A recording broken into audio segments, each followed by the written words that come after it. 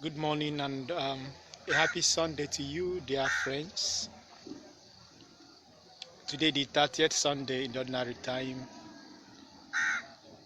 I wish to discuss with you one or two things about the readings of today.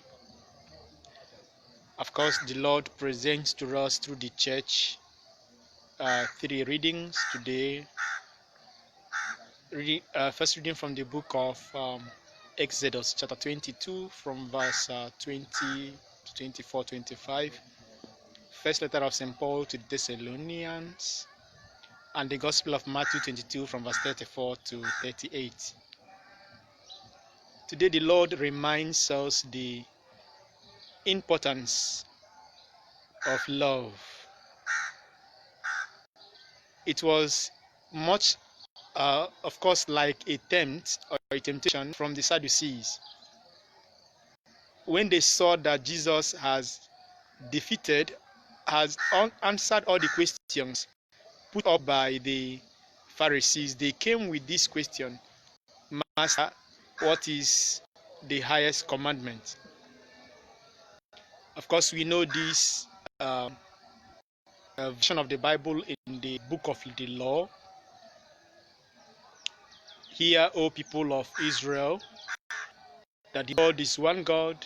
You have to love God with all your heart, with all your might, with all your strength, and as well love your neighbor as you love yourself. And the Lord said to the Sadducees, in this, all the commandments and prophets and law, in this law of love, they are summed up. So what does this imply? To love is to fulfill all commandments. To love is to be Christian. To love is to be like God himself, who has shown us what it means to love, who gave us everything, especially the gift of his son Jesus Christ.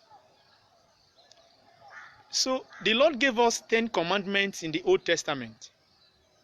The Pharisees multiplied these commandments into 613.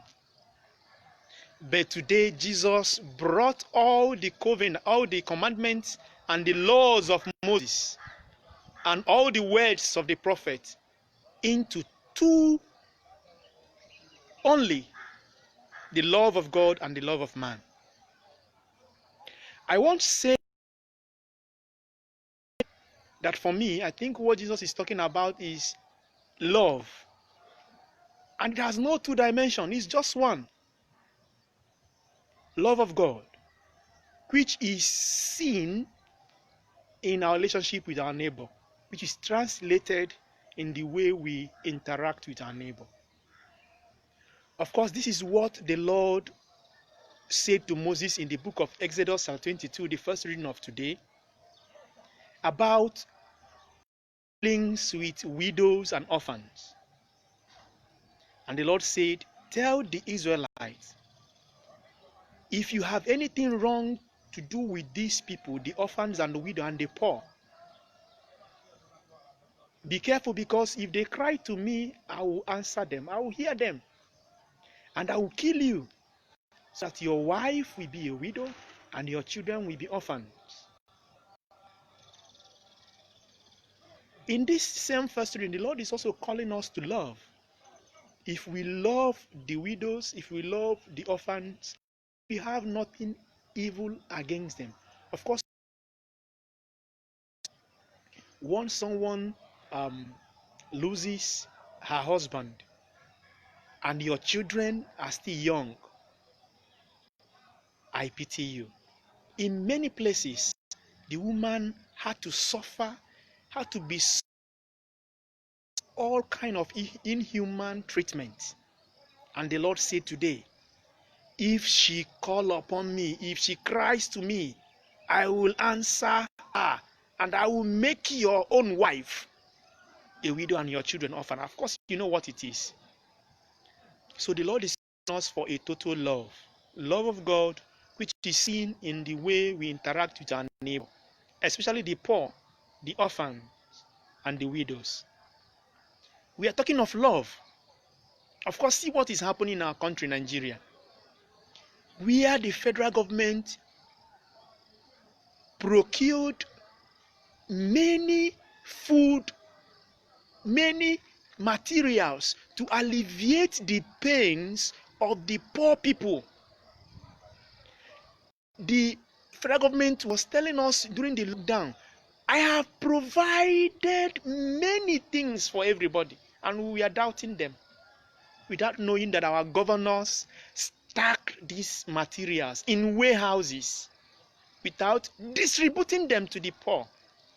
And those are crying, the orphans, we are crying, even those with husband and wives and parents, as we are lamenting, we are dying of hunger. And they have the mind to lock up this food in warehouse. Love. Love. Where is the love? But now the youths, they've woken up their hands, they've destroyed the warehouses and took those palliatives, and you are calling it loot, and you are calling them hoodlums.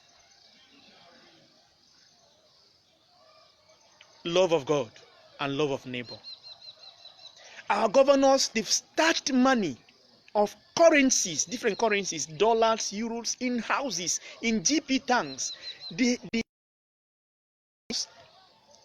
They've stashed our constituency allowances. Where is the love? Where is the love? Today the Lord is calling us to love. The Lord is calling us to love is to be human. To be human is to love.